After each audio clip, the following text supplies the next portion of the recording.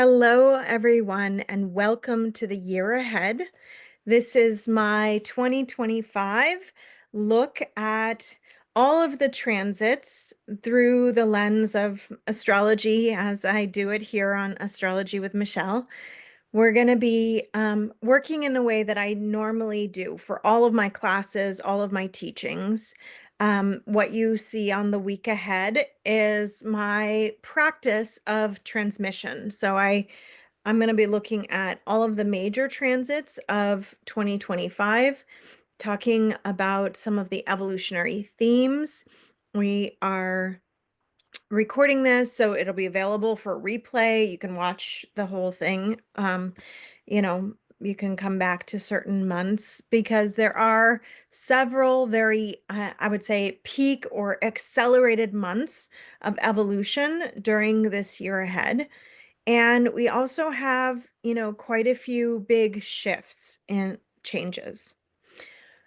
And the way that I would classify 2025 is quite different than the way that I would have said, we were looking at 2024 and that year, which is almost over here, I called the year of rebirth.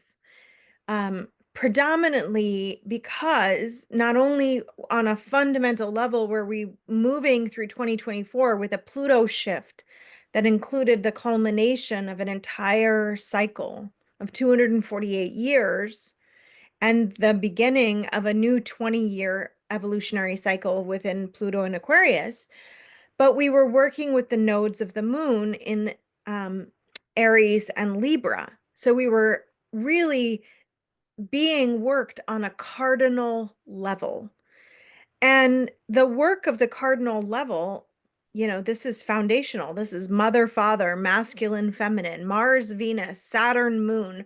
These are reconciling with core soul dynamics that are the ground of who we are and what we are as conditioned beings, right? If we're just talking about, I'm a soul, I'm born into a physical body, I come into a family, I come into a environment, and those things shape me, right? And that all of that can be seen in my natal chart. Those things shape me. They become a part of my core conditioning. And as a soul, I come with very specific desires for resolution that these different relationships and people have a dynamic effect of evoking those desires, right? Think about it this way. If you're in a relationship where you are not having your emotional needs met, not being loved in the way that you want to, right? Not only is that relationship in the present time evoking that evolutionary desire, which lives inside of your soul, which might be to know what it's like to experience safety and intimacy and connection and love. But it's also evoking whatever loss of that was conditioned from a very beginning, right?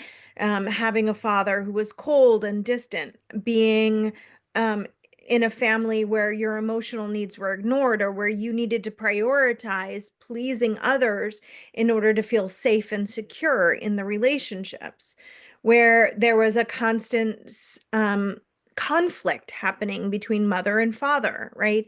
All of these different soul dynamics get reflected in the present moment, and then of course throughout the year, you have transits, which are activating those very core parts of your soul. And those transits, as they're activating what I would call core soul content, they're bringing opportunities for two things. I always believe everything, everything brings us back to love. Everything brings us back to the core desires of the soul. And how do we get there? We get there through being triggered, and the trigger is to resolve, right? We're resolving the evolutionary content. We're resolving the desire. Or we are being triggered through healing, right? Which is healing is just another form of resolution.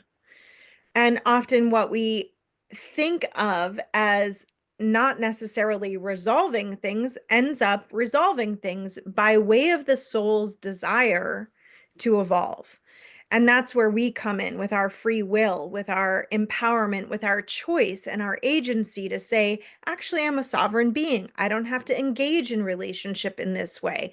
Actually, I desire more for myself. I can do this or I can do that. Actually, I'm committed to resolving the family dynamics in my family. So I'm not gonna parent like that. I'm not gonna love like that. I'm not gonna, like I'm going to learn how to communicate. I'm going to learn how to heal my body, mind, and spirit. And in 2024, we had a real reckoning with these core soul dynamics, which was ultimately setting the stage for what's coming, which is, I think, a much more subtle, no less powerful transformation of our being, but it's not the kind of change that we can see coming. It's the kind of change that happens from the being. And I'll explain. We're moving from a nodal axis of Aries and Libra, and I'll talk about when that happens throughout the year and what's significant about that. But we're moving into a season of North Node in Pisces, South Node in Virgo. These are very different soul dynamics. If you are born with these nodes, you'll be moving towards a nodal return. If you're born with planets, significant planets in these signs, you'll be having transits of the nodes to those planets. If you're born with Gemini Sagittarius nodes, you'll be having squares to your nodes. So wherever we land, this mutable shift of the nodal axis, which in evolutionary astrology, the nodes of the moon are reflective of the core desires of the soul. So when we have a collective transit of the nodes every 18 months, there's a change. So we're moving into that change. We had the nodes in Aries and Libra the entirety of 2024, but 2025 is very palpably marked by this shift, especially because the North Node will be in the side of Pisces, and that is where its ruler, Neptune, will be.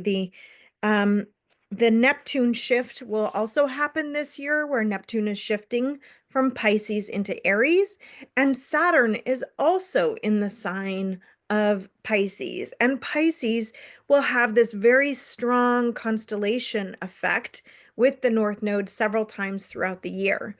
And we'll look at that as well when we look at the transits.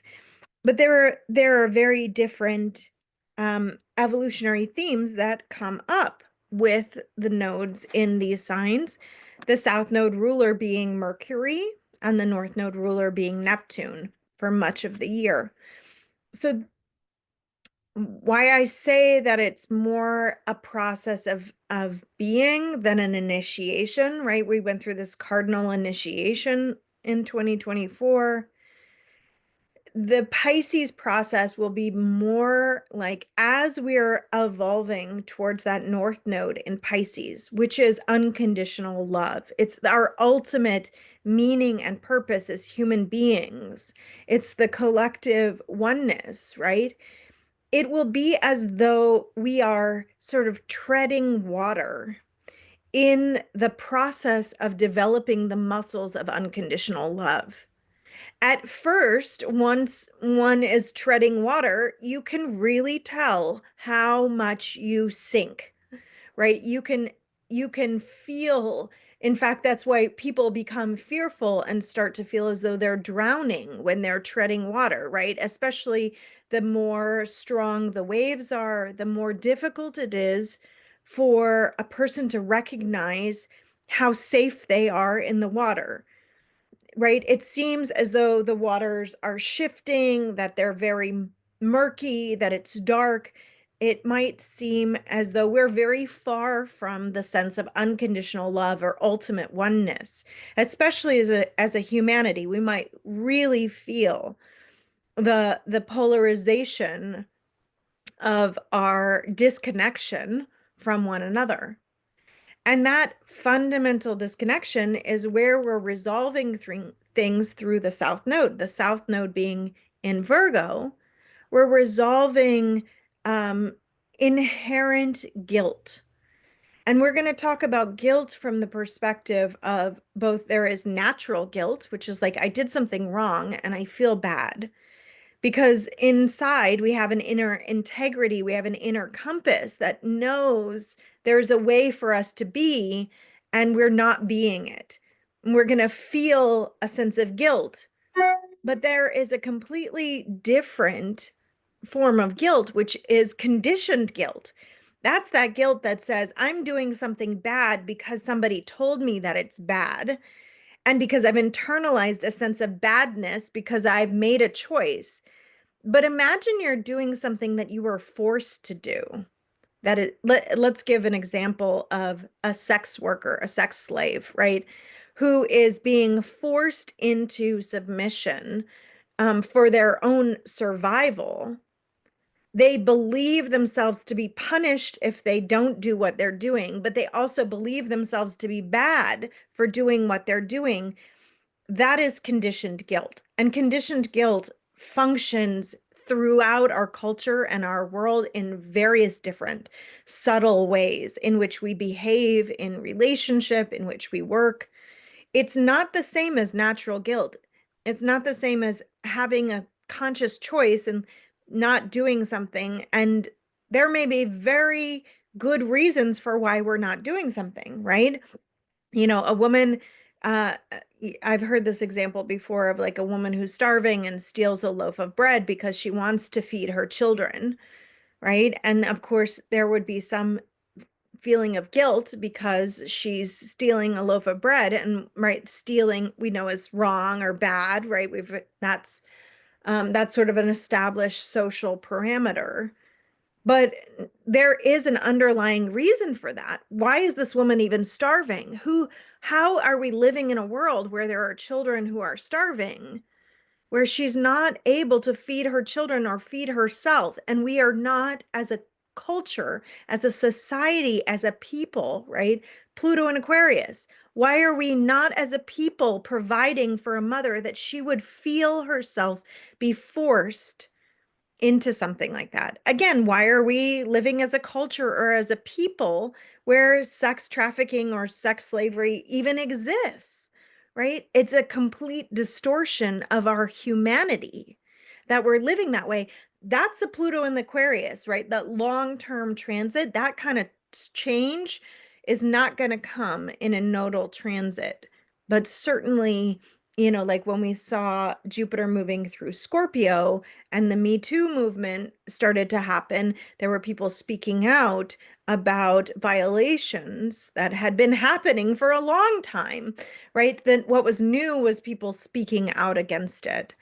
And so what we might find to be new, right, can be our way of finding ourselves in that sort of storm of unconditional love. It's bringing us closer to our humanity. It's bringing us towards that greater meaning and purpose that God holds for each and every one of us, for each human being on this planet to be holding and understanding of themselves that they were created by their creator with a unique purpose to serve life itself, and that their creative purpose matters, that their life matters, and that it's ultimately a peeling away of everything that's protecting them from that, from seeing that, so that they can experience the love that they are and share that and give that in the world.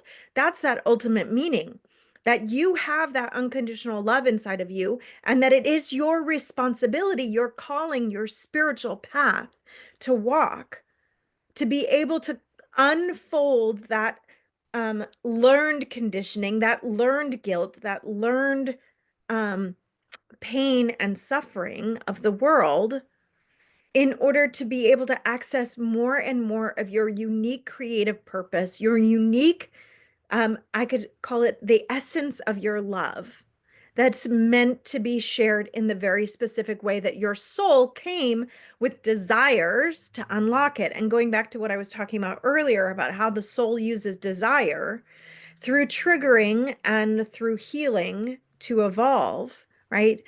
I would say that often through healing, it's through our own conscious choice to evolve, and through triggering, it can be sometimes conscious and unconscious.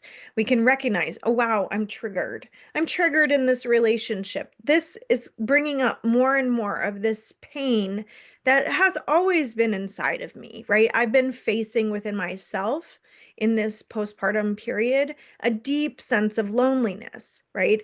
And it's not just because of the conditions of my life and my relationship. While I could look at that and be like, oh, yeah, it's because of that. It's because they're not doing this. It's because, you know, I'm in this sort of situation. But in reality, I can sense that, oh no, this is something that's familiar and ancient. It's been with me since I was a child.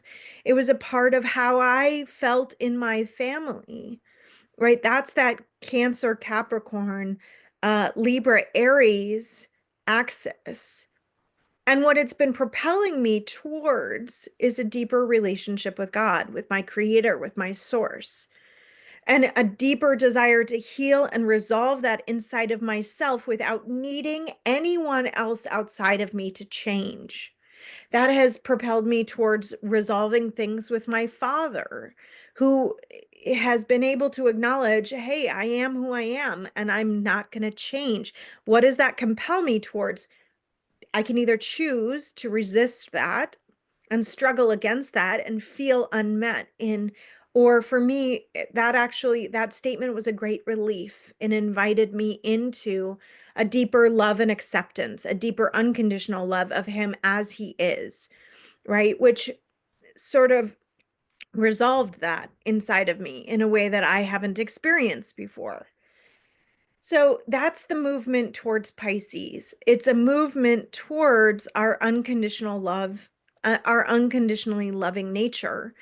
But often the way there is not going to feel free of suffering. And I think that our freedom from suffering comes through being with the pain, being with the challenge, being with what has not been um, working for humanity.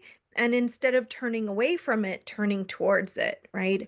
Instead of turning away from the things that are learned guilt, we turn towards that guilt and ask it what it's doing here. And especially with the South Node in Virgo, its purpose is to be purified, to be released, to be acknowledged for what it is and then seen for what it's not. Because the things that the mind can create are not necessarily true. This is very true of the Pisces Virgo axis, right? Neptune rules dreams and lucid dreaming and the dream state, right? That which is fantasy. But fantasy can feel real, right? The same way that someone can have a complete fantasy relationship with someone, a celebrity, even a person, right? We can have relationships with people and not know who they are, but know who we think they are. And we can believe so deeply who we think that they are that we don't actually get to know them, that we don't actually ask questions. We don't explore. Is this true about you? Is this the way that you actually feel? What's really happening here? And thus, people can carry on entire fantasy relationships with others and never really know the person, and then feel deeply disillusioned, deeply betrayed when they discover, oh, that's not who this person is, right? But it was coming not because that was what was true about the situation, but what was illusion, right? Neptune rules illusion. And when our illusions are shattered, so is our ego. So is the emotional defense system that had been built around that relationship to that person or to ourselves, right? To an aspect of ourselves that we needed to see. And the whole process of disillusionment, for me, it's like one of those wonderful processes that I've been initiated in many times in my life, and especially in my relationship. And it brings with it deep grief, right? To discover that something that we believed was so is not, or was simply the way that we were feeling, but an unquestioned, unchecked assumption about somebody else. It was simply a belief that we had placed around a desired outcome, which was not the way it was meant to be, right?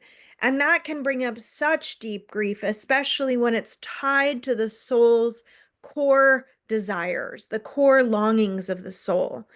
When these longings are unmet and unfulfilled, and they are projected onto others, right? Which Venus is a function of projection. We wrestle with the tension, which is the dynamic space between them. And you could almost say like it's the tension between the North Node and the South Node, where we get invited throughout this year, especially as certain planets, specifically Jupiter, will be squaring the nodal axis, is into the true litmus test of what is truth inside of us and what is ultimate reality versus what is truth that had been created, which was untrue, right? Imagine I create an entire, yes, I said Venus is ruling our projection. Yeah, that is correct. Or at least she represents a facet of projection, right? What we want to see in relationship. And it will be, of course, connected to those deeper desires. This is why I always do the Venus work with Pluto, because Venus is like the rose-colored glasses through which the Pluto soul desire looks, right? So if we have a Venus that wants stability and security, and a Pluto that desires transformation in relationship, it's going to look outside itself to project its needed security onto somebody else, right? And then when that person fails to give us the security, it's going to create a collapse of the security that it will have to seek within itself. Venus will project out what would ultimately need to be found inwardly, right? And then of course that whole process comes through, and then what do we learn? We learn that our security and our stability is found within, from our source, but that we couldn't get that from out there, right? But we were trying to, of course, you know. Or we decide, the counter way of that would be we decide that we can't trust anyone out there. We can't invest in relationship. We have to be self-reliant. We have to take care of ourselves because no one is safe, right? That would be the inverse of that. And thus, we don't allow ourselves to become emotionally dependent on others because we don't feel the safety of that. And so then there's an internalized protection and a sense of deep aloneness. And I think this is a part of what I've, been facing within myself. That deep aloneness is really a propensity towards self-reliance in a way. I feel it's a feeling like, oh, nobody knows how to take care of me, because maybe when I was a child, there wasn't anyone available to really care for me in the ways that I needed, or I didn't feel safe to be myself. All these different things, right? I'm not going to get into self-analyzing myself, but you know, whatever that Venus function is, it's going to project outward, but at the root of it, right, the core of it is the Pluto dynamic, is the soul's dynamic. And we'll see this in my class series, Love Evolution. I focused entirely on Venus and Pluto.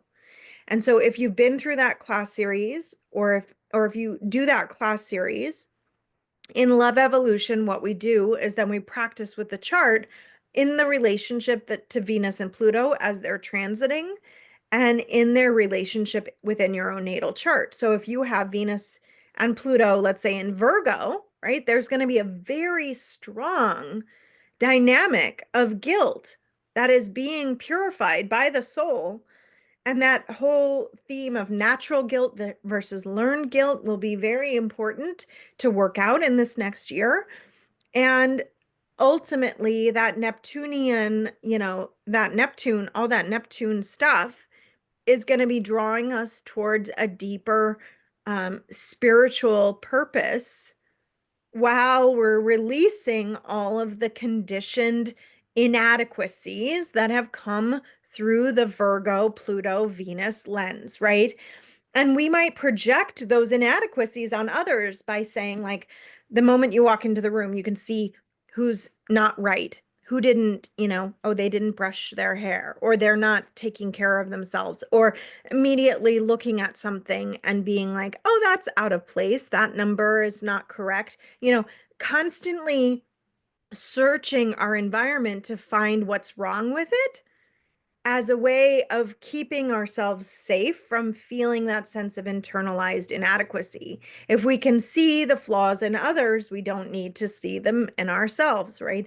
And I'm reminded of what Jesus, said in the Bible, where he's talking about, before you go pluck the shard out of your brother's eye, why don't you take the plank out of your own, right? The Virgo dynamic of purification can be this push-pull between either feeling like we're so focused on the plank in our own eye that we don't see our inherent wholeness or our worthiness because we constantly feel like there's something not good enough about us, or we're constantly focused outward, looking at where everyone else is wrong, everything else is wrong, everything else is out of place, everything else is dysfunctional. And thus, we create and manifest a cycle of crisis and dysfunction that never allows us to feel our wholeness, our safety, how loved we are, because you can never be fully loved by anyone, right? Any human being, right? No matter how hard you try, no matter how, no matter how wonderful they are at loving you, they're always going to miss the expectations of the ego. They're never going to meet the expectations of the soul, because the soul's going to be in a constant process of resolving desire. And it's not until the soul has completely exhausted all of those desires, which we might be trying to push through the relationship. We might be trying to get met through that relationship, but it's always going to be inadequate on some level. And that's why I think when my father was saying, like, I'm somehow never going to meet your needs for a good father, it was a relief because it was like acknowledging something that was so true. And then it let me, of course, I know that I can find that in God. I know that I can find that in my source, but the part of my human soul that was wanting to find that in a very specific person, specifically my father, and then expecting him to behave in ways that he was never going to be able to meet, things began to shift, right? And so that is a part of the assignment, I would say, as we head into 2025. And let's go deeper into how that assignment comes up and is fulfilled as we work through the year ahead. Because if I don't get into this year now, we're never going to get there. So I'll share the chart with you for January 1st. We're going to just start on day 1. And let's see where we are at the beginning of this year. And just as we make like a marker place, here we go. So January 1st, 2025, we start the year off. We are just in the first light of a Capricorn new moon, which happened on December 21st or December 31st, right? So for those of you who are listening to this, with all of my classes and all of my class series, offer my students the opportunity to come together with me once a month. It's included in the monthly cost of the class series or the live practice to do a ritual for the new moon. And we've been doing it every month. The exception was December because I actually gave birth to my baby on the new moon. And it just wasn't available. That was my new moon ceremony. But throughout the whole year, I offer this to all of my students. And so what I'm doing for the December 31st new moon is I'm opening it up freely. If you want to join me, you can. I'll have a link to RSVP in the description to this video, and you can come together. I do some prayer, some meditation, some practice. I tune in very specifically to that lunation cycle, to what we're working with that energy of that new moon. And this final moon of the year is this Capricorn moon. And so we start January 1st with this energy of this Capricorn moon, which to me is culminating all of the hard work that we have faced in the prior year. We're at the very end of the nodal cycle. We have the nodes of the moon at 0 degrees Aries and 0 degrees Libra. And this is significant because the nodes move backwards in time. So that does mean that in the few days before the new moon, really you can see here, just before the moon squared the nodal axis on December 30th. And the resolution to that square would have been the south node in Libra, which has been the resolution node for many of the planets throughout the last year, especially for Venus, right? And Venus is going to be moving towards, in 2025, her conjunction with the North Node, which won't happen until the North Node is in Pisces. So that will complete our entire Venus cycle of Venus square the nodes, where she was the resolving and the ruler of the South Node. And what that has meant for us is a big, deep shift in how we relate to relationship, in how we relate to our own personal power and our will and our desire, but also to how we related towards the core mother-father, masculine, feminine dynamics. Irregardless of your sexual orientation or gender expression, we all have Mars, Venus, Moon, Saturn in our natal chart. And so to me, it doesn't matter if you're heterosexual or if you're non-binary, if you're monogamous or if you're, plural. It doesn't matter because we're all going to be working with these core soul dynamics. We all have Pluto in the natal chart, and we all have Mars and Venus. We all have Sun and Moon. We all have Moon, Saturn. We're all working with core internalized expressions of oppression, which has been going on for, centuries, right? Since the beginning of time. And we're all working out these core dynamics in our own natal chart through relationship to others and relationship to ourself. That's the lens that we work through as a soul. We have our physical body, our vessel, our soul experience, our inner experience, right? And only you know your inner experience. And many of us don't even know our inner experience because we're not tracking it. We're operating through, there are many folks sort of operating through an unconsciousness in the world where they're not aware necessarily of their thoughts. They're not aware of their, I remember when I really used to struggle with anxiety, a lot of physical anxiety, right? And anxiety can be the manifestation of thoughts overrun in our mind. But if we're not aware of those thoughts, then we just feel the physical effects of the anxiety. And it wasn't until I bridged those two together that I was able to say, like, oh, okay, whatever I'm doing, perseverating on this thought is also having an effect on my being. This is part of why I'm not sleeping, or it's not why I'm not feeling well, why I'm not, feeling connected to myself. And so more and more the practice that we do of embodiment actually can bring us into the sense and the reality of like, oh, this is what's been happening in my nervous system.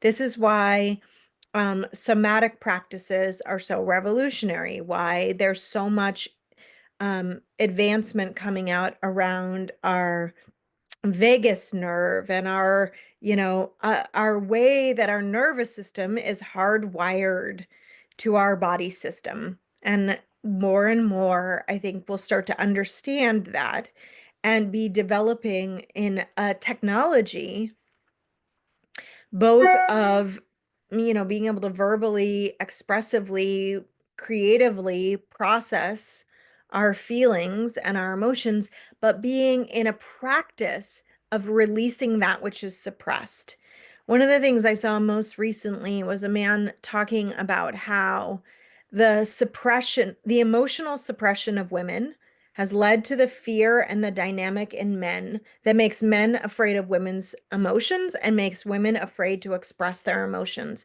Can you see how that's like a perfect match? And then we have these, learnings that we are getting into around secure attachment and, the anxious avoidant attachment cycle. And you can see how that's a perfect match, right? The anxiously attached person is a perfect match to the avoidant person because they're going to trigger the hell out of the person, and that person's going to feel, and the push-pull dynamic continues on, right? And until we resolve to evolve, right? And the Capricorn evolution would be to know our own security, but to break from patterns of emotional suppression and be um, in a state of where is Saturn? Saturn is in Pisces, compassionate practice release, right? Compassionate practice release would be a, a evolutionary commitment to a daily practice, let's say of prayer or meditation, that primes the emotional pumps. And, one of the practices that I came across in this last year was the practice of expressing to God everything that feels unresolved. Right. And this can be a writing practice that would be like a Virgo South Node kind of expression. It could be a physical practice. For me, it's been, speaking out loud when I'm in a quiet space by myself and just, saying or crying or writing, you know, what I feel, the grief. And it could be coupled with with prayers, with a lot of silence, but it's like it's getting accessing those deeper parts that feel hurt, that feel angry, that feel afraid, that feel disappointed, that feel disillusioned, and bringing them up and out in whatever way you can, right? That is the real mechanism of being able to learn how to swim in those waters. And like I was saying in the example earlier, as we develop in being in those waters, unconditional love loves everything. It does not discriminate. It doesn't say, "Oh, I love you because you're good. You look good right now. You're doing well right now." It doesn't say, "I love you because you're successful and you're meeting all my expectations." Unconditional love says, "I love you because you are, because that's what is." It meets everything.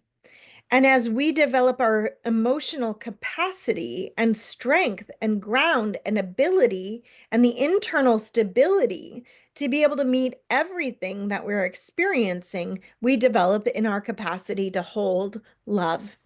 And as we expand our capacity to hold love indiscriminately, more love becomes available to us.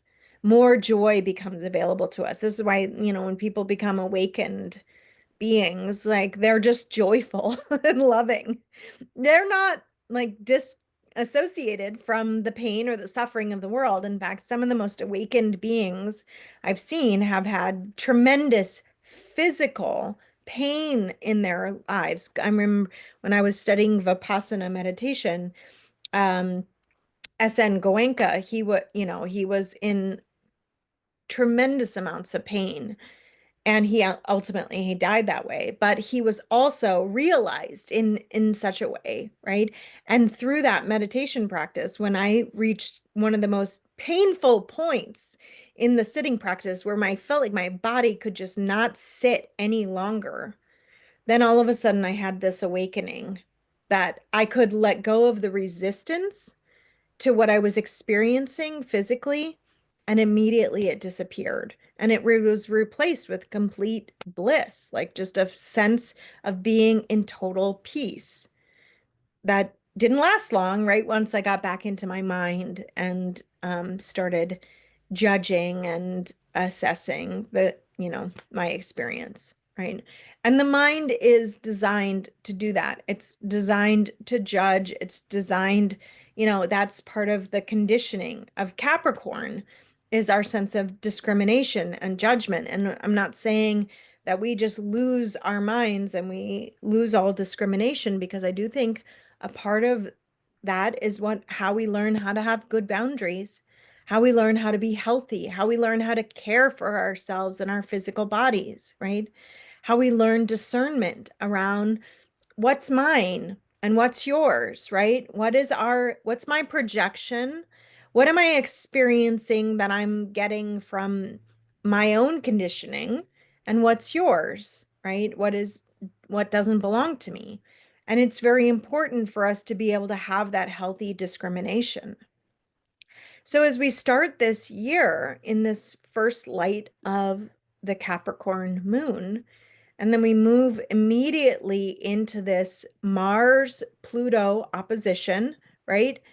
We basically kick off the year with this Mars-Pluto opposition, which is not the first, it's the second in the cycle because of Mars's retrograde. And Mars will continue, let me get you the dates on the Mars retrograde. Uh, Mars will continue to be retrograde all the way until um, it moves back into Cancer. So the Mars retrograde cycle, it started when Mars was in Cancer, and we end up going through it all the way went to 6 degrees of Leo, and then it stationed retrograde. Let me just find this on my thing here. I have, for everyone who joins me on this call today, I have a PDF document that will be posted with the video that has all of the core transits and all of the dates for 2025. So you'll be able to reference all of these periods, but I included all the retrograde cycles.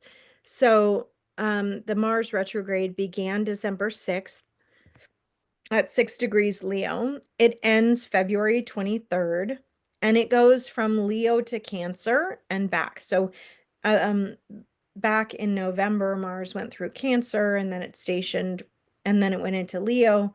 December 6th, it stationed retrograde. It goes all the way back to 17 degrees Cancer. And then it will station direct on February 23rd at 17 Cancer, and then it will clear its shadow on May 2nd when it gets through 6 degrees Leo. But as it's gone through that, it does this back and forth with Pluto, where it opposed Pluto at 29 degrees Cancer, and then it's going to oppose Pluto again. This is the second pass at 1 degrees. So if you have any planets at 1 degrees of the fixed signs, so that would be, for example, the Pluto in Scorpio generation at 1 degree Scorpio, anyone with any early degree Scorpio planets, Taurus planets, right? This opposition is also activating a T-square in your chart. And Pluto and Mars is the lower octave of Pluto, right? This is the desire of the soul. And with Mars activating the Pluto polarity point, that is the point through which the soul is resolving the current Pluto dynamics. So Pluto in Aquarius, right? We have dynamics of the soul where the soul is needing to rebel against societal structures, and in order to experience itself as liberated. How do we experience ourselves as liberated from the collective structures, especially if those structures are oppressive or those structures are conditioned? We do it through self-expression, through Leo, through creative expression, through the creative actualization of the soul. You will hear me talk about this all year long as being the bottom line, most fundamental thing that we can evolve in over the next 20 years. It will be the source point of our sovereignty, of how you know you are a creatively created being is by finding and expressing that Leo polarity point. In your own natal chart, it's going to specifically be somewhere. And in our evolutionary theme, it's going to be constantly activated by this Pluto transit. So the Mars-Pluto opposition's kicking off the year, and Mars is retrograde. And what a retrograde planet means is that it's an acceleration of the soul's evolution, and it's an internalization of that. So we're going to be looking inside, right? This can also mean, God, when I look inside, I don't feel motivated to do my creative work. I feel unclear about who I am. I feel judgmental. Maybe even that judgment can turn towards an intrinsic self-focus that says I'm not good enough, or what am I supposed to do? Who am I supposed to be? I don't know who I am, right? I think of Leo Aquarius as the identity axis. And if we don't know who we are, then we don't know what our purpose is. And if we don't know what our purpose is, we don't really know how to be in the world, right? And think about your childhood, if you I think one of the things I wanted to be when I was a little girl, I wanted to be an actress. I wanted to be a weather girl. I wanted to tell the weather. I think of the week ahead as my weekly weather report, you know. And in the weekly weather, you know, this is the astrological theme of the year. Find your voice, find your spirit, find your heart. Find your heart, and then do the work to make it expressible, to bring it out, to share it authentically. That's the command. But it has to come through our real access point of the grief, the compassion, the self-awareness of how we've limited ourselves, how others have limited us. I'm very aware that, for much of my early career as an astrologer, I didn't even want to be known by my name because I was really afraid of my father's disapproval. And in this last year, I've especially faced his disapproval, his judgment, his belief that what I'm doing is wrong, and continue to come into this question and response relationship with God, with my source, with my creator, as to whether what I'm doing is right, whether this is the right work for me. And what has been incredibly helpful is hearing your heart messages, hearing you reflect back to me, Michelle, what you said touched my heart. And that's why every single video I continue to ask you to give me that response, because without that, I question whether what I'm doing is valuable, whether it's necessary, and whether it's true. And I see my classes as that same call and response. I listen inside my heart. The message I received from spirit is offer this. This is what I'm here to offer. And then you answer me whether that is actually true. If that's true, then I feel as though if I continue to receive that response, then I feel as though I'm adequately listening to spirit and following the calling of my own heart.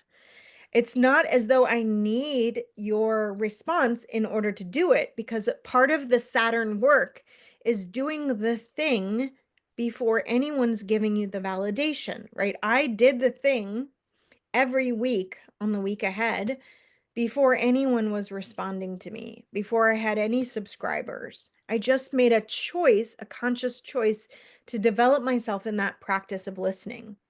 I've made a conscious choice in this year to develop myself in a practice of prayer and meditation, of reading scripture, of deepening in my relationship to a Yeshua, you know, but I'm not doing it because to get somebody's approval. I'm not doing it because I want someone, I'm doing it because it's what I'm feeling called to do.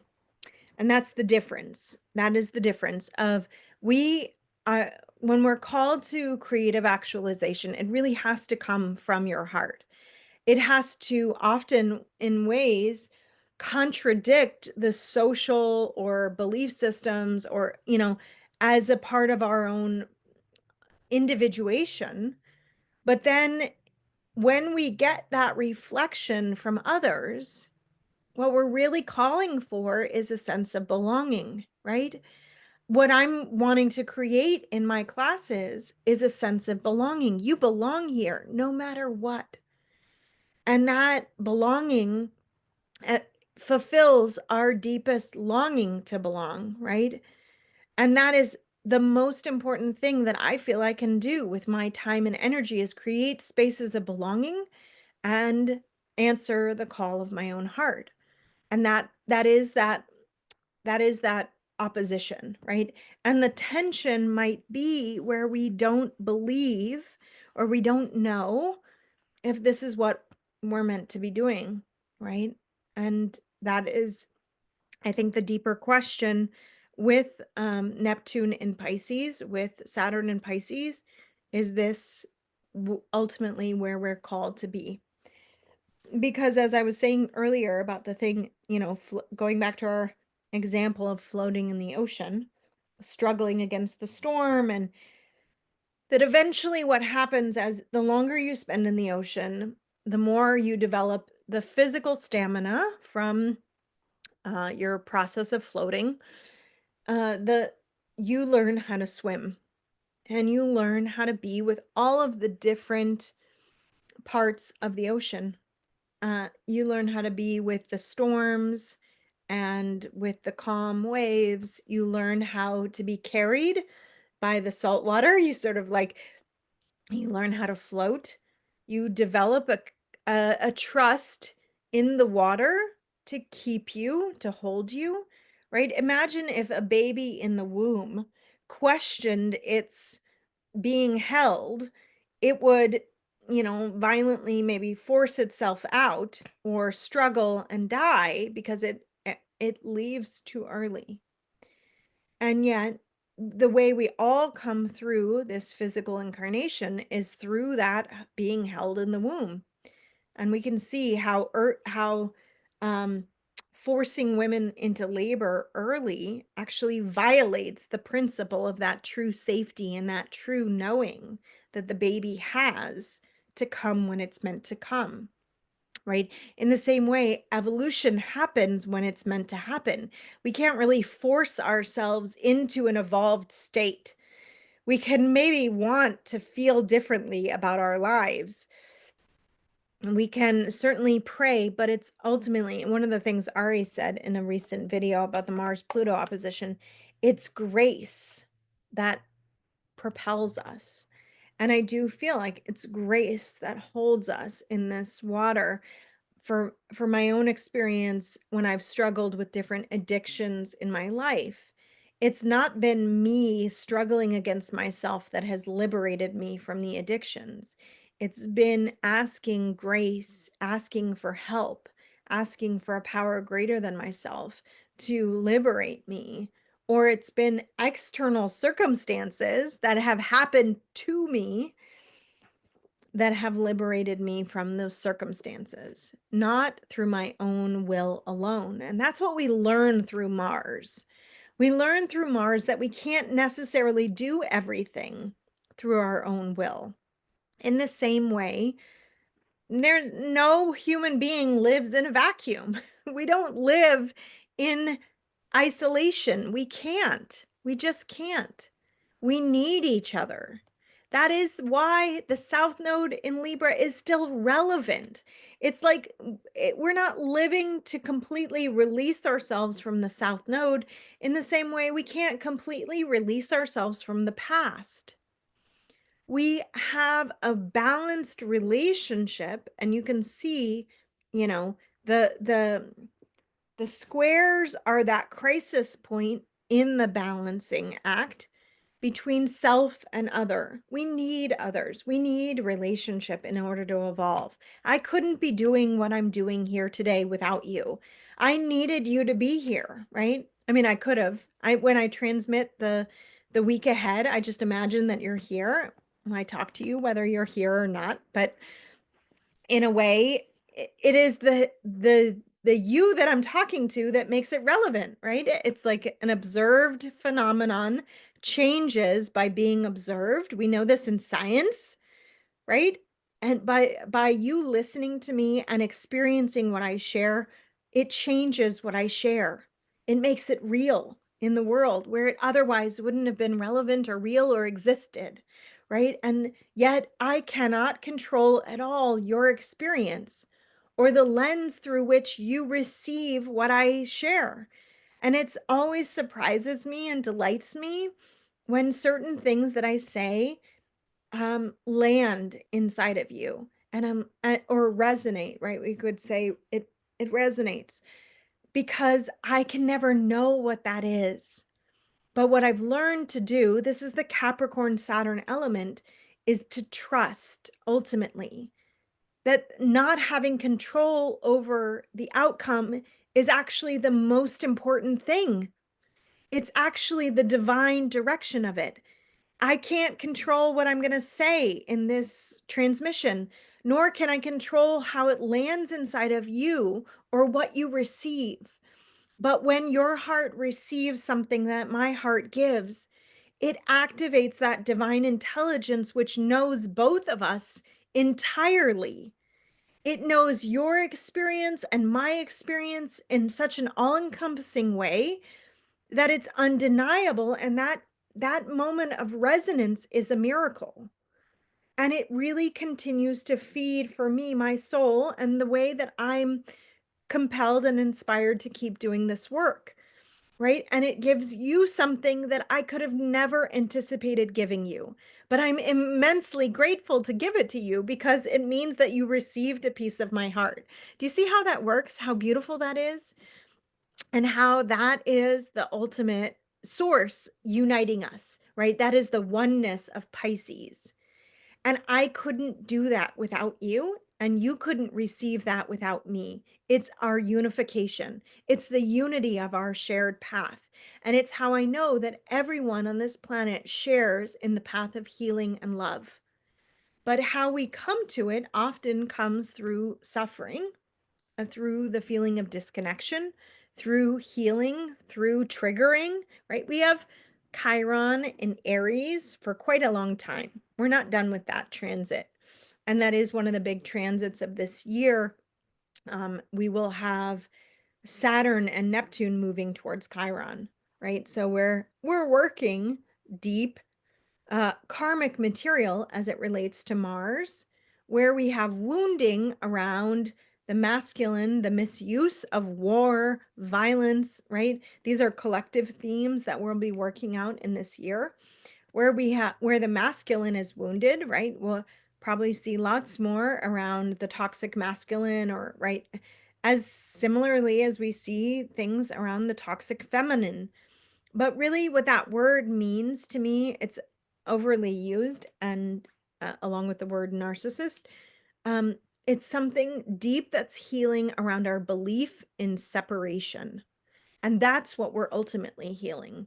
Where we believe ourselves to be separate from one another, where we believe ourselves to not be created all by the same creator, the same source, that's where we mistake ourselves, where we hurt each other, where we misunderstand our sacred purpose. And that, along with the emotional separation that we feel and the sense of internalized suppression, like I was talking earlier about the guy that was talking about how, men fear women's emotional reactions, and women fear men essentially. And so we suppress our emotions, and men fear women, right? I realized in one of my ceremonies last year that how deep this pattern goes, and how it ultimately has caused women to suppress a part of their nature that is required in order for men to heal with women. So we actually have to contradict that internal programming in order to bring out the vulnerability that would allow us to heal in relationship. And that's been a big part of this whole cycle here, is that we have had to heal that suppression where the anger of women creates harm in the masculine, where we have created a system where we are essentially unsafe to men, and where that necessity for our healing requires us to be vulnerable in a way which is because of our inherent feeling that we have to suppress our emotions.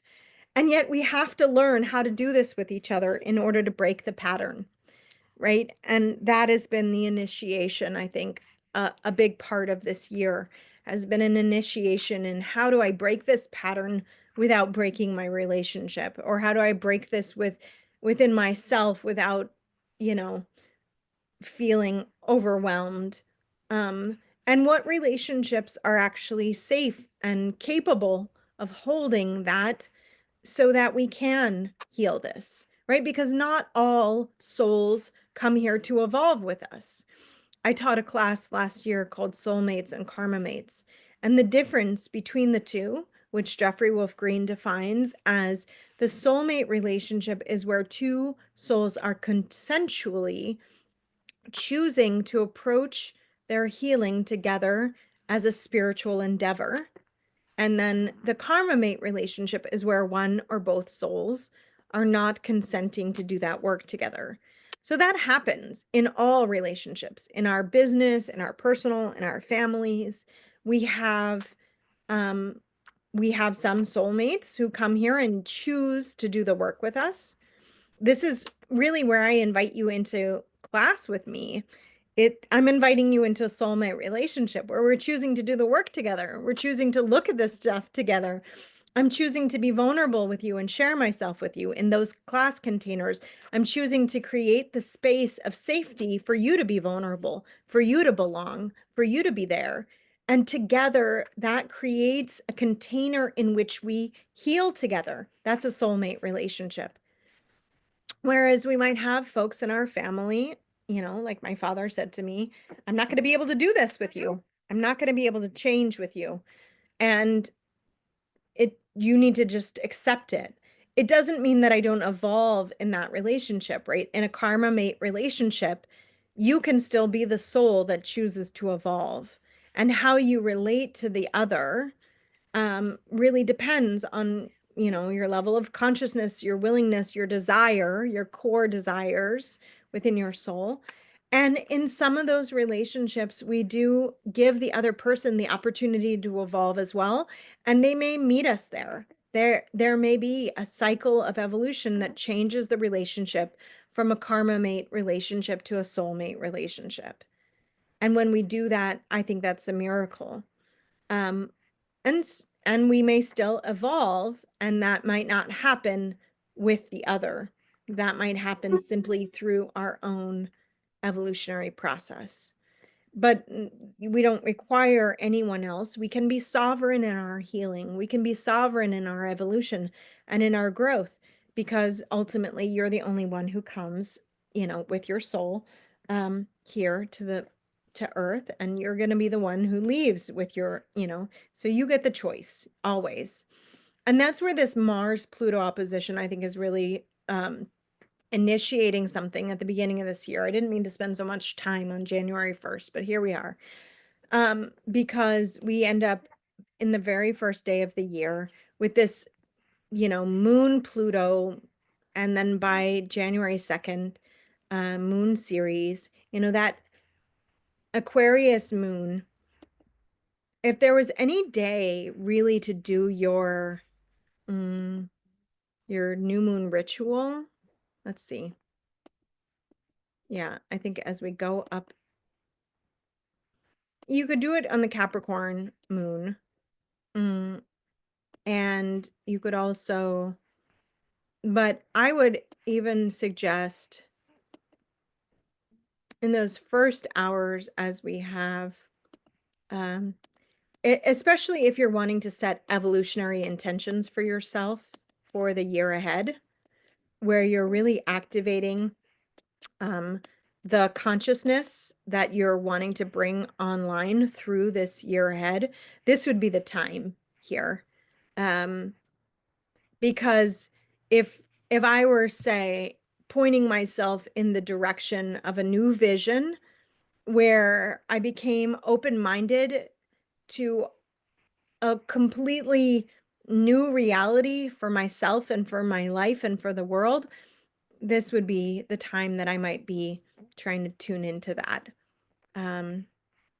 January 1st, 6 a.m. Yeah, and pretty much any time in this first couple of hours of, and I'm using Pacific Standard Time, but adjust for your time zone, you know.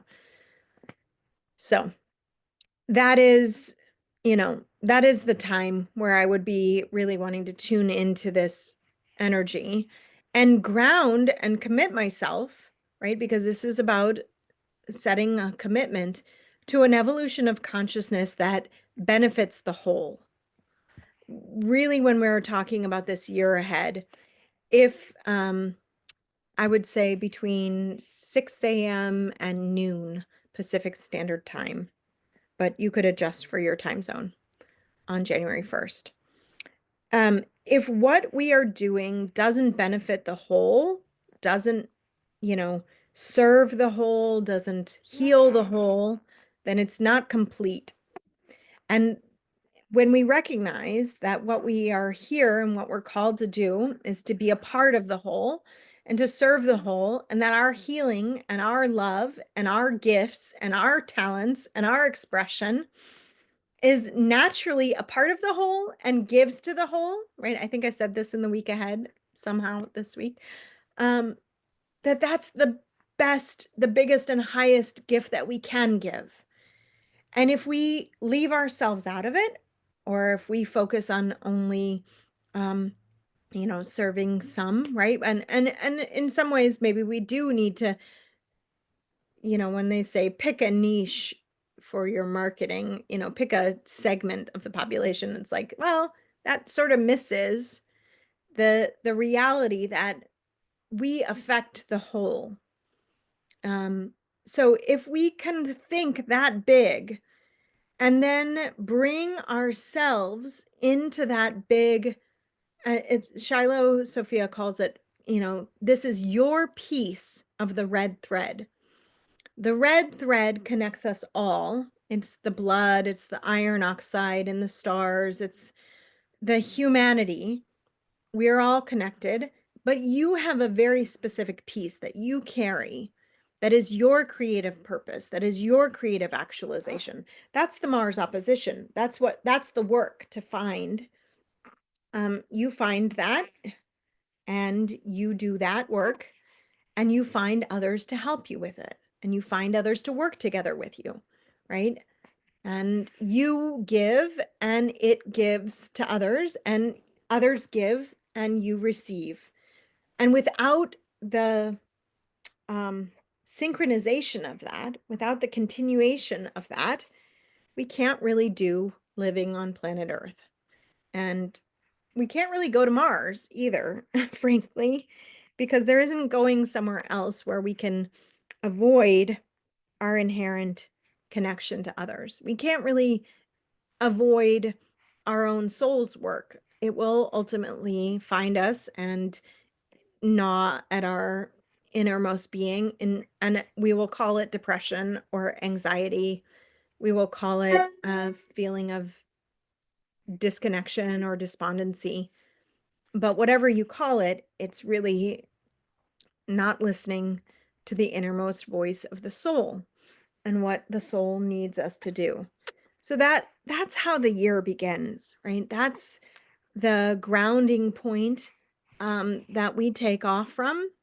And I'm gonna, at this point, start moving through the year by weeks because we're gonna have to get through this year a little bit faster. So, and I'm going to go through each week of the year as we go through the week ahead, and you'll have a week to match the week. But here we go.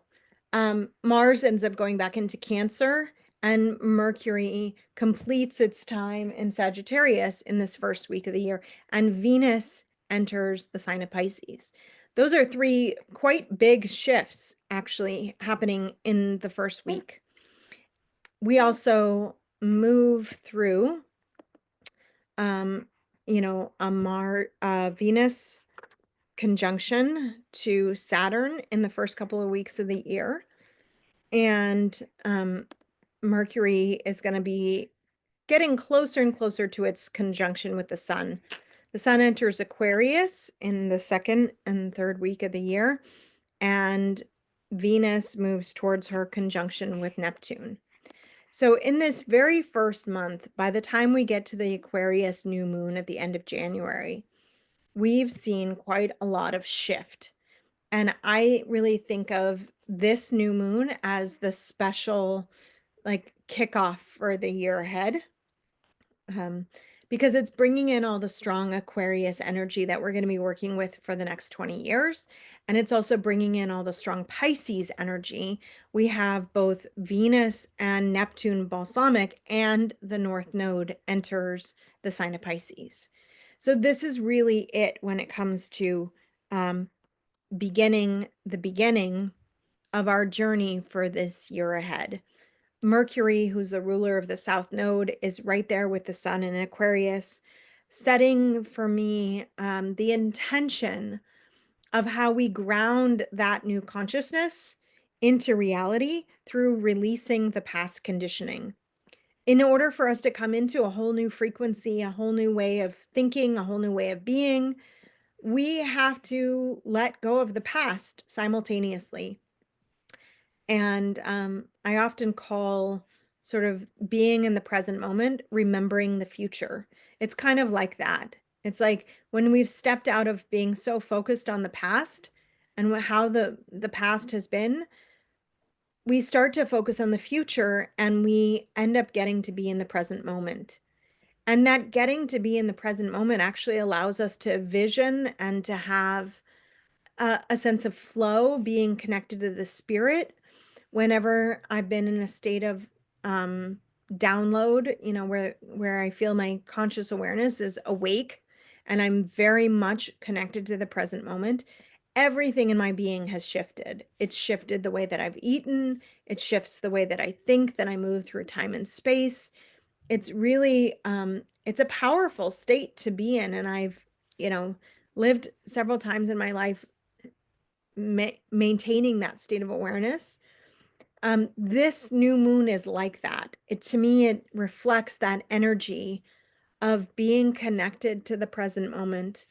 And the only part of us that's connected to the past is the sense of vulnerability and of the part of us, the inner child, the part that's inside that's still healing. And that can be present for us throughout the year, but I think it's most accentuated at this beginning part of the year.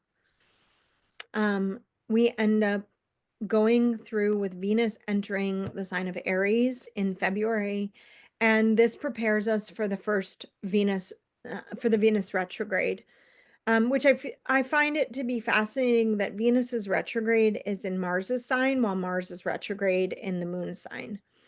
To me, this creates an interrelationship between the moon and Venus and Mars that is significant to this. Yeah, exactly. We have all these things coexisting within. And so Venus goes into Aries. She stations retrograde in Aries. She'll go all the way back into Pisces, while Mars stations direct. And so we get a shift in March where the energy moves from Mars being retrograde to Venus being retrograde. So again, going back to that retrograde theme, the retrograde is about an internalization and an acceleration of the soul's growth. So when we come to this time of the year, we're going to be looking at the Mars function, the Cancer function, the emotional body, and the Venus function, our perceptions. All of those things coming into an accelerated period of growth. And I won't have time in this class to address it, but in my Love Evolution class, I did a transmission on Venus in all the houses. all the signs. So Venus and Aries. It's also in the Pluto 2 book from Jeffrey Wolf Green. He talks about Mars and Venus through the signs. He offers the evolutionary intention for each of those. And I reference that and teach that in Love Evolution. And if you join Love Evolution in our chart practice class in January, I will tune into Venus in Aries or Venus in where she is. I'll tune into Venus in your chart and Venus transiting. And each month I'm going to be offering a monthly live practice class. So if you're one of my students who have already completed the class series, you can join the monthly enrollment for whatever class series you finished. So if you did Foundations of Astrology with me, you can join the live practice class for Foundations of Astrology. We'll continue to practice and deepen with the natal chart in that class. If you did Love Evolution, you can join the live practice class for Love Evolution, and we will continue to deepen in the Venus-Pluto dynamic, Venus-Mars dynamics in that class. I will do a monthly transmission. If you did the Goddess Within class series with me, I will do a monthly transmission each month in that practice class on the goddesses and where they are, and then we'll practice with it in your own natal chart. So each of those live practice classes allows you to continue to practice with me, even if you've already completed the class series. And then, we'll continue to deepen in our knowledge and our awareness. So feel free to join that. We'll start January right away. And each one of those class series will have its own dedicated practice class. So you'll be able to see on the schedule for your, if you're in Love Evolution, when your practice class is, and you join me live in that class. I do have some folks from Australia who are interested in joining a practice class. And so I am considering adding a late afternoon practice class, Pacific Standard Time, that would help folks maybe who need a later in the day class, and also folks in the Australian time zone. So if that's something you're interested in, please reach out to me. Anyways, I'm going to continue on.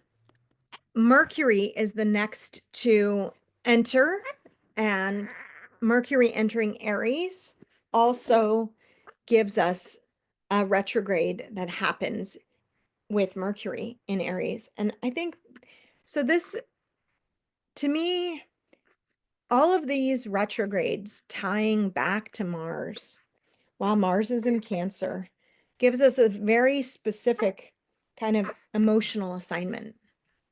And that emotional assignment is to evolve the emotional body, right? I often say this in my classes, evolution happens through the emotional body. It's through that work that we actually bring ourselves into a release of what I was talking about at the beginning of the year, of that conditioned aspect. And as we release that conditioning, of course, with both Venus and Mercury and Chiron in Aries, we're going to be really focused a lot of the year, I think, on releasing the emotional impacts of anger, healing the deeper emotional impacts of anger, purifying where anger has been misused in relationship to ourselves or in relationship to others. Purifying where the acts of war and violence and oppression have hurt ourselves and others, right? No matter where you live, no matter what culture you're from, no matter who you are on this planet, you've been affected by war and violence. It's just a reality. It's the nature of the human condition. No matter who you are, no matter where you've lived, no matter what family you come from, you have been affected by the impact of anger and the emotional impact of anger. It's important for us to learn and to recognize and to really meet that we haven't known how to use our will in the right way. We haven't known how to use our anger in the right way. We haven't known how to feel our feelings, essentially, is what it boils down to. And I do think that a big part of these retrograde cycles will be bringing up things from the past to resolve. Of course, that can happen through being triggered. It can happen through healing. It can happen through our own will and our reaching in to bring things out. And it can happen through other people outside of us triggering things. But then it's all ultimately bringing us back towards a path of love and healing. And as we do that, we will be more emotionally safe and more emotionally available to others.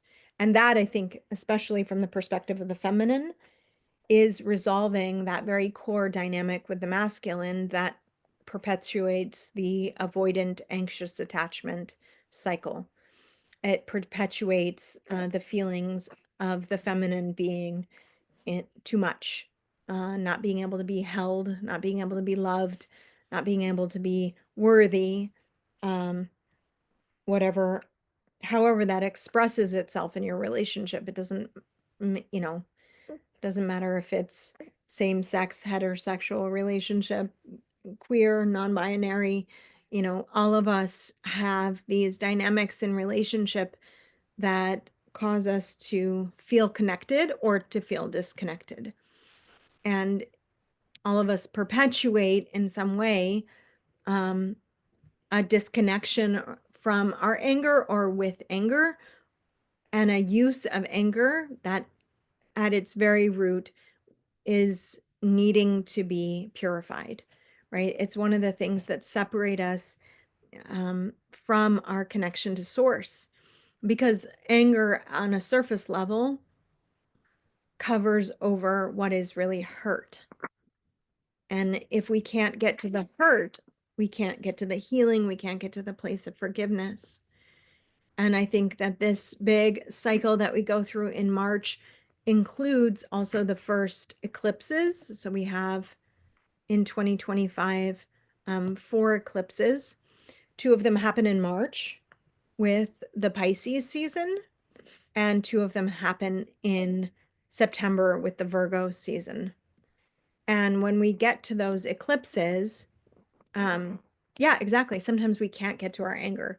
I've always had a fantasy of like leading a women's retreat where we go out into the woods and we just like wail in the trees, and we use the earth and our physical embodiment to get to our anger. Yeah, sometimes it's so deep within, or we've been so deeply taught to avoid it that we can't feel it. And I think we have to feel what's in the way of it. We have to kind of heal what's in the way of it, which often is generally feeling a lack of safety or capacity to access. Like busyness is a great function of our society. Yeah, definitely. Well, we can have an earth healing retreat. And we use that Virgo side to purify, to really cleanse and bring it out. And when you feel yourself in the safety of unconditional love, it often in that presence, like in the presence of the divine, everything that's been in the way of that can kind of come up. And sometimes that happens when you go into a meditation retreat. You can all of a sudden find all the sleepiness comes up. You're so tired, right? Because we've had so much busyness that has kept us from ourselves. And then after the sleepiness is all the feelings that have been suppressed. And then after the feelings is all the suffering, the grief. And grief is a great way to get into anger, because grief and anger are really the same elements. They are, the fire and water of our own suffering. So it's definitely, I think some of the eclipse energies will act, especially this lunar eclipse that is the full moon, that happens in March. It's there with Saturn. Venus is retrograde. Mercury is in Aries. You know, it's like a real purification moon, to bring up all of the past stuff that is unhealed. And then we see in this time, we get the other end of it, which is the new moon. Let's take a look at that. And the new moon happens in Aries. It's the final Aries eclipse of this cycle that kind of culminates that whole Aries North Node time that we had, but it happens as Venus is retrograde on the North Node in Pisces. So to me, this is a reactivation of our emotional bodies and a recalibration of us towards that Aries function. But Mars is there in Cancer, inviting us into this real reconciliation of our inner emotional body. And we get to start something new, but it's so deeply tied to the past that it can't be, it's like, how do I explain it? Well, maybe I'll do it when we get to that. I won't spend much more time on it. Each month we'll have a new moon, and in particular in March, this new moon is very potent. I'll tune into the eclipses probably also on their own in a special report for them once we get to March. So I won't spend much more time on it here. Yeah, Venus is retrograde with the North Node. So there's an activation of a core soul purpose here that happens, but it's so tied to the past that we almost can't, we can't separate the past from the future, is what I'm trying to say. Then once we get to the first week of April, we start to get into Neptune in the sign of Aries. So we have an ingress of Neptune into Aries, which so much of this year, I don't know if you already see, like the first half of this year, we just had Mars, Pluto, Neptune, Mars, Pluto, Neptune, Venus, Mars, Venus, Venus, Mercury, Venus, Mercury, Mars, right? Everything ties back to that very first day in January when we get that Mars Pluto opposition, but it stays with Mars and it stays with Neptune. Mars, Neptune, Venus, Mars, Cancer, Mars in Cancer, Neptune in Aries, Venus in Pisces, Mercury in Pisces, Saturn in Pisces. Everything comes back to these very strong archetypal moves with the North Node. Why tied to the past? Well, why tied to the past? Because we're looking at retrograde planets, which are an acceleration of the soul's growth, that are completing cycles with the North Node tied to the future, right? Tied to where the soul is longing to go, right? Where we long to explore, to feel our sense in unity and in oneness. And then what is happening, what the acceleration of that through our own emotional body by recognizing that we cannot move into any new state of being until we've moved into a new state of feeling. The feeling itself precedes the being. That's the point. So if our feelings are stuck in the past, right, that's what everything is pointing towards, the release of that, then we end up being able to move towards where we're going only by feeling it. This is why I attribute this year to this feeling of being in the ocean and being carried by the ocean and having to go through a process of developing ourselves in the water. But all the while you're in the ocean, you have no idea where you're going. You have no idea where on earth you're floating. You only know that you're in the water. You only know that you're going somewhere. Why do you know you're going somewhere? Because you're being carried by something. What are you being carried by? Something so much larger than you. What does it feel like? Maybe sometimes it feels like you're drowning. Maybe sometimes it feels like you're floating. Maybe sometimes it feels warm. Sometimes it feels cold. Sometimes it feels hard. Sometimes it feels easy. Where can you go? Anywhere you can imagine. What can you do? Anything you can do in water, right? That's kind of the theme. And why is it hard? Because you have to work at it, right? And what's the work? Keeping your will moving in step with your emotional body, keeping your desire moving in step with where your consciousness is evolving. How do you know your consciousness is evolving? Just because it does, because it always is, because that's the way it is, because that's what's so. How do you make it through this time? Loving what is, loving what is exactly in the moment as it is, because that's the energy of what's going to bring you where you're meant to be. How do you know it's meant to be? Because it just is. Because everything is. Because everything is divine. Either it is or it isn't, right? I think that's an Einstein quote. Like, either you function as though everything is a miracle or it isn't. But this to me is encouraging us so deeply to adopt the attitude that everything is a miracle, that everything is divinely guided and orchestrated, and to find our unique, special purpose within it, and to find and harness our will, right, and our energy as we move with it. Then we get to this Mars trining Neptune, right? This is powerful initiatory energy. While we're with Venus and Saturn, right? It has to come, the divine can only express itself through us.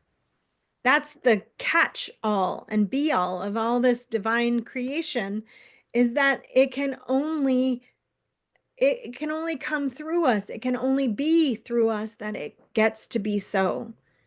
And once we recognize it, then we can actually be a conduit of it. Then we can start to listen to that internal essence and then the nature of our inner voice.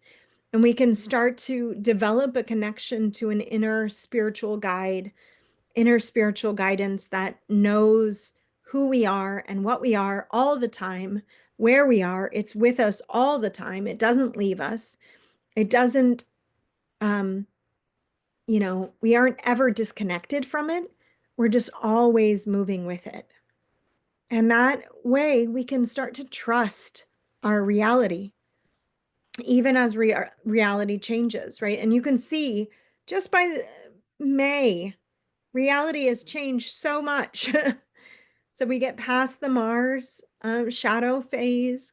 We get Venus and Neptune in a conjunction. We get pretty close to Saturn entering the sign of Aries as well. And we're going to have just like a lot of strong fire energy. Pluto stations retrograde, which Pluto spends about half the year retrograde. We get to Jupiter and in its square to the nodal axis.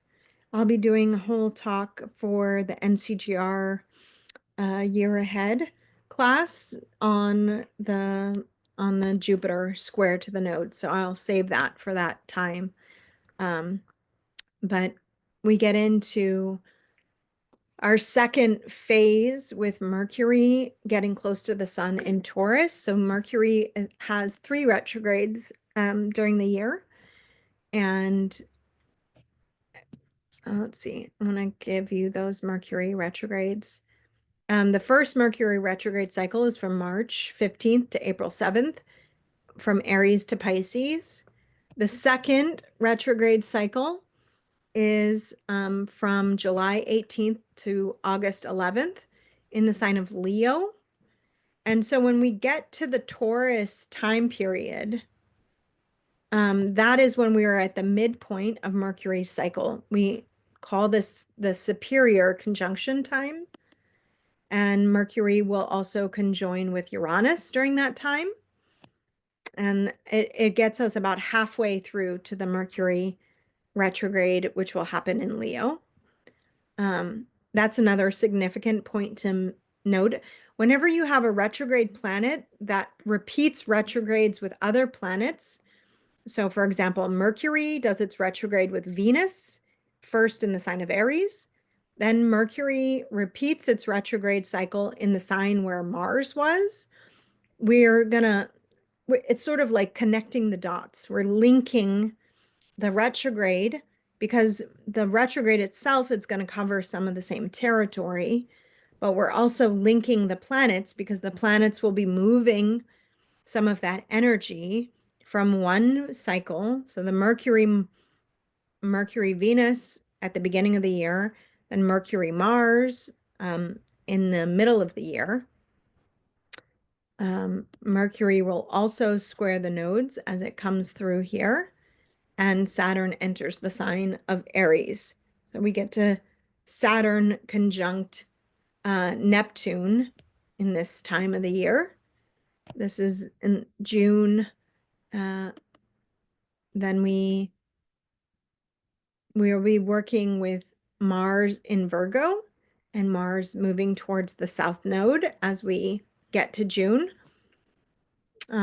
Keep in mind that Neptune goes retrograde and it's going to go back into Pisces. So this latter part of the year is where we start to get into that retrograde season for the outer planets, and where we start to see both Saturn and Neptune retrograde. So I think this will be an integration for those of us at whatever the initiation that comes when Neptune enters Aries, as we're in that eclipse season, right? That's going to initiate something that we will be then later in the year internalizing and working with at a deeper level. And then Mercury goes retrograde here in the sign of Leo, and Mars, who will be in Mercury's sign, is connected to this retrograde, both from Mars's retrograde cycle and from the fact that Mars is in the sign ruled by Mercury at that time. This is a big, I think, reevaluation point of whatever we've been initiated in, like let's say you start something at the beginning of the year. This is a great example. You kick off a new project, you kick off a new thing. At this midpoint in the year, this is a really perfect time to be reevaluating. Is this feeding my soul? Do I feel passionate about this still? What has gotten in the way of feeling excited about what I'm doing? What is stifling me or stopping me from feeling a sense of authority in my own life? Where do I feel my power is belonging to other people that I could call it back to myself? Because maybe we start something and then and we feel really excited and we get carried away with the idea of it, and it starts becoming something else. It starts becoming something that maybe we don't feel so good about, This would be a time to say, well, what do I need to do in order to shift that? What do I need to do in order to change that? And as you do change it, you're calling those parts of yourself back, the parts that have been lost in the process, the parts that may be like, okay, I was going for this feeling in my life, and now I feel like I created too much work for myself. Now I feel like I created too much busyness for myself. Now I feel like there is so much demand on my time and energy that I'm constantly going and going and going, but I never have enough time for myself. This would be a time to settle things down, to slow things down, to reevaluate and reassess.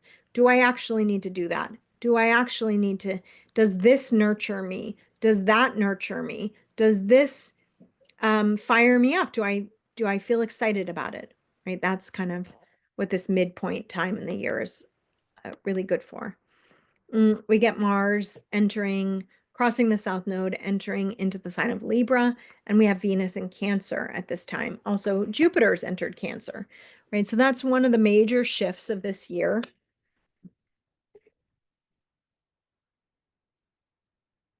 I think we could summarize 5 major shifts that happen in 2025. And they all pretty much coincide with this time of the year. So you can see them all very clearly here. Saturn enters Aries. The nodes of the moon enter Virgo Pisces. Neptune enters Aries. Uranus enters Gemini. And Jupiter enters Cancer, right? Most of the year, Venus and Mars and Mercury are moving their way through signs. And all of the year, Pluto will be in Aquarius, but half of the year it'll be retrograde and half of the year it'll be direct. So that those things are kind of more inconsequential. They're more mundane on the level of the transits. But those 5 things signify the bulk of the year. So they are the nodes in Virgo Pisces, Saturn and Neptune in Aries, Uranus in Gemini, and Jupiter in Cancer. Jupiter leaving Gemini and entering Cancer. Those are to me, the biggest transits of the year and the most significant. And then all of the other transits will be highlighting, emphasizing those big shifts. But if you notice, we have very core themes in all of them. And they are Mars themes, right? Our will, our drive, our desire. And they are cardinal themes, once again, and mutable themes, right? So Gemini is a mutable sign. Pisces and Virgo are mutable signs. Aries is a cardinal sign. Cancer is a cardinal sign. So we are working with that same initiatory energy that we had a lot of 2024, but it's sort of like in a reverse pattern. Then let's see, we get through, the Virgo season, we get into the second set of eclipses in the year. So those are in September. And when we get to the Virgo Pisces full moon, that's after Saturn has come back into the sign of Pisces. So we have a Saturn retrograde on that. And we have Mercury on the South Node. Venus is in the sign of Leo at that time, and Jupiter is pretty much fully in this transit through. It's like more than halfway through the sign of Cancer. Jupiter ends up having 2 retrogrades in 2025 because at the beginning part of the year, it's still in its retrograde in Gemini. And then the latter part of the year, Jupiter will also go through a retrograde in Cancer. And then we get into the second eclipse in the year. Or this is the 4th, I guess, and final eclipse, but it's the second eclipse in September. And this is the partial eclipse. This is the Virgo new moon. What's interesting about this one is that we have such strong Venus-Mars energy. Mars is in Venus's sign. Venus is in Mercury's sign. Mercury is in Venus's sign. There's what we would call a mutual reception between all of them. And they're all in trine to Uranus retrograde in Gemini. So the new moon itself, Mercury, Venus, all around that time will be, and that is also in trine to Pluto. So you see this, we get a grand trine here at the end of this year. That is very much, I think, about bringing that intellectual, relational, emotional, conscious energy into the next phase, right? Trines are helpful, sort of harmonious aspects of communication. And it is just like all of the circuits of the wheel, all the winds blowing in the same direction. And the direction is change, right? The direction is I'm finally recognizing where I am. I'm harvesting what I've learned. I am emotionally integrating everything that's happened through this year. I'm much more healed and aware of my healing than I was at the beginning of the year. I'm much more in my own power and authority than I was at the beginning of the year, and I'm in a new phase. And I'm starting a new phase in my relationship to the past. Right? This is everything from the perspective of the South Node has to do with our relationship to the past. And it's not as though the past doesn't help us, right? We can know something better because we've learned from the past. And that can be incredibly helpful to creating a future that actually allows us to be different. That's kind of the way I would summarize that. We finish up this second half of the year with Venus crossing the South Node and entering the sign of Libra, as we have Mercury and Mars entering Scorpio. So we start to move into this shifting harvest period of time, and we get to the Jupiter square. So Jupiter will square the sun, and I think that's a very significant period of time. This is like a maturing into, it's like, okay, if we have capacity at a certain level and we go through a big emotional change, then the next time something comes around, we have capacity at a new level. That's kind of the way that I would describe this. We have an emotional capacity or capacity for depth, right? If we go through something in a relationship and we ultimately mature our way of relating to that relationship, then when a new challenge comes through that relationship, we're not relating to it in the way that we did in the past. We're relating to it in a more mature way. And even if we are still triggered by it, or even if we're still challenged by what we feel, we have a new level of empowerment within ourselves and a new capacity to express and articulate our feelings than we did before. That's how I would describe this kind of time of year. Um, then we get to this Libra sort of new moon time with Venus in there. Pluto stations direct. We get a Mars Mercury conjunction. This is a really powerful time of leveraging and harnessing our own feminine power, I would say, because there's a very strong balance of like the Mercury Mars passionate energy and the Venus Moon Libra relational energy, and it's all in opposition to Chiron. So to me, it expresses a quality of being healed and being able to recognize our healing for what it is. No longer seeing ourselves as broken, but seeing ourselves as healed in a deeper way.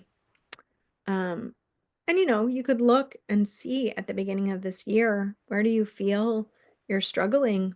And these particular times, these cardinal points are the equinoxes, the solstices, you know, they are really good integration points for reflection. So if you were to divide your year up, we have the eclipses that happen in March and September. Those are the two eclipse seasons. We have the cardinal points, the equinoxes and the solstices. Those are really good reflectionary times. And then you're working with the lunar cycle on the monthly basis, right? So you can integrate a whole year of healing that is focused around these times that allows you to track your progress, right? Because we start with a Capricorn new moon, you're going to be really wanting to track your progress this year. I think more than ever, we're going to want to see, how did I think at the beginning of the year that I think differently now? because I do think that by the time we get to the end of 2025, we will be thinking very differently about our lives. We get into November and we have Scorpio season, which always corresponds with Venus kind of going down into the underworld. We enter into our last retrograde of Mercury. I was giving you the 3 retrograde cycles before. So the midpoint one is July 18th to August 11th in Leo, and the final one is November 9th to the 29th in Sagittarius and Scorpio. And so this culminates here with a Venus-Mercury conjunction during the retrograde. So again, paying attention to when we have planetary retrogrades that line up with other planets. And very specifically, at the end of the year, we have this grand trine in water that is, kind of culminating our whole watery journey of the year. We've got Saturn, Neptune retrograde in Pisces. We've got Jupiter retrograde in Cancer. And then we have Mercury retrograde in Scorpio with Venus. So there is a water evolution happening. There is an air evolution happening throughout the year, and there is a fire evolution happening. These are our 3 elements, right? Our primary elements of the year. We're going to see some earth. We start with a earth year. I don't know if anybody knows what I know we're going from a wood dragon year in the Chinese New Year. I don't know what the next animal is. But if you know, put it in the comments. But we have a very strong water year, a very strong, wood snake. Interesting. That's fascinating. Yeah, and I always think of the snake as being, a symbol of transformation. Quite a lot of transformation happening. And to end the year with this very powerful water trine happening, all in the retrograde, right? We're going back to that emphasis of the retrograde as the acceleration of the soul's growth. So we have these very concentrated periods. It's like if you're making a flower essence, you are distilling and distilling and distilling and distilling down to where you can get the essential nature of that flower through a few drops of water, right?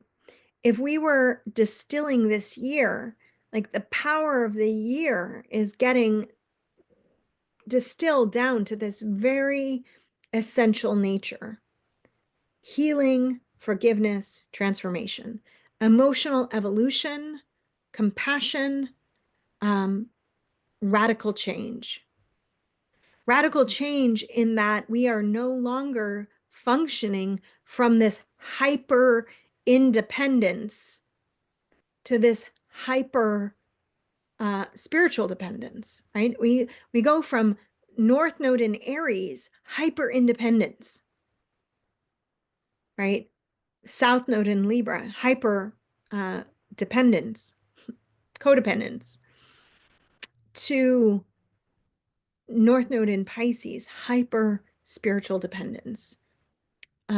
South Node in Virgo, hyper release of judgment and inadequacy, guilt, whatever. Everything gets reframed into a way of really seeing ourselves in a more divine lens. And then we end the year with this Venus, Mercury square to Saturn and Neptune. We end up closing the winter solstice in this powerful Capricorn time with Venus and Mars on either side of the sun. They're all moving towards, a conjunction with the sun, which is how we end the year. So we start the year with this very strong Capricorn ground. We end and Mars playing a huge role throughout the year. We end the year with Mars and Venus conjunct the sun. We also have Jupiter square in its retrograde to Chiron retrograde. I think there's just such a powerful relational shift that happens this year.